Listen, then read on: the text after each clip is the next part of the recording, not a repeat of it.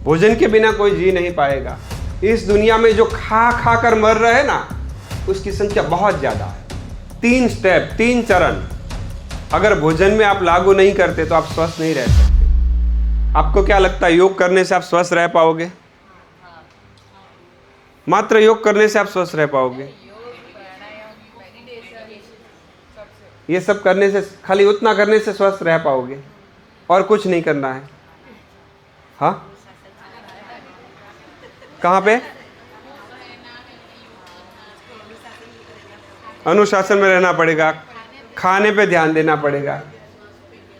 तो सबसे बड़ी बात आती है भोजन। भोजन के बिना कोई जी नहीं पाएगा। भोजन हमारे जीवन को चलाने का मूलभूत आधार है। भोजन के बिना चलेगा नहीं।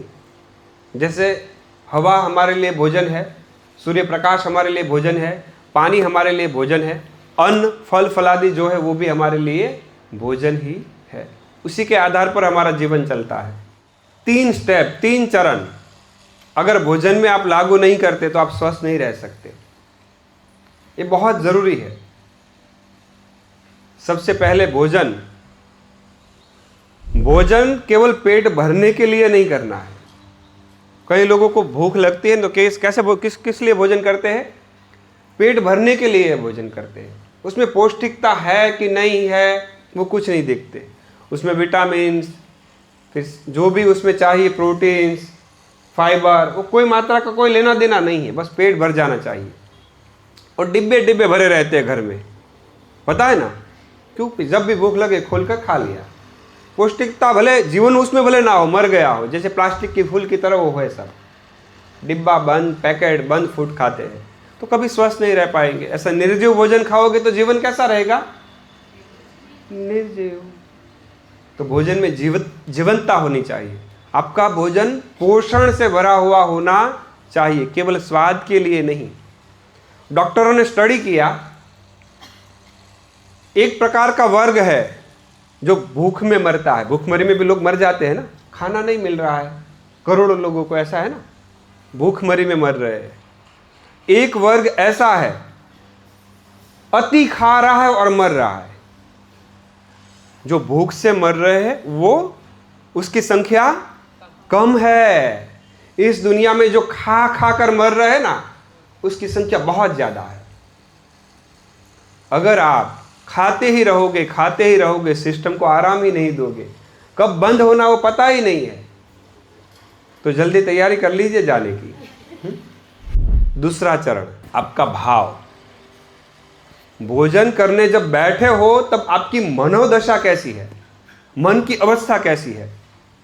जब आप चिंता में हो, जब आप क्रोध में हो, जब किसी के साथ झगड़ा किया है, जब व्याकुल हो, परेशान हो, दुखी हो, तब अगर पौष्टिक भोजन भी करने बैठोगे तो वो भोजन भी जहर बन जाएगा।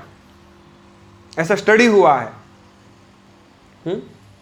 जब दुख में हो ना, जब आज लोग क्या करते हैं कि आदमी ऑफिस गया है, फटाफट घर पे आता है, काम का बोझ होता है, लाओ जल्दी खाने लाओ। खाना खाने देते हो, आप फोन में लगा रहता है या तो रील्स देखता रहता है और साथ में खाना खाते जाता है। तनाव में हो, जब चिंता में हो, भागम दौड़ी में हो, तब आपको भोजन नहीं करना चाहिए। पहले इसे शांत करिए। ये बहुत बड़ी स्थिति बनने जा रही है। भोजन आपका एक हिस्सा बनता है। भोजन आपके नए शरीर का निर्माण करता है। होता है कि नहीं? पुराना मृत शरीर निकलता है हर रोज और नया शरीर बनता है। भोजन इतनी बड़ी शक्ति है।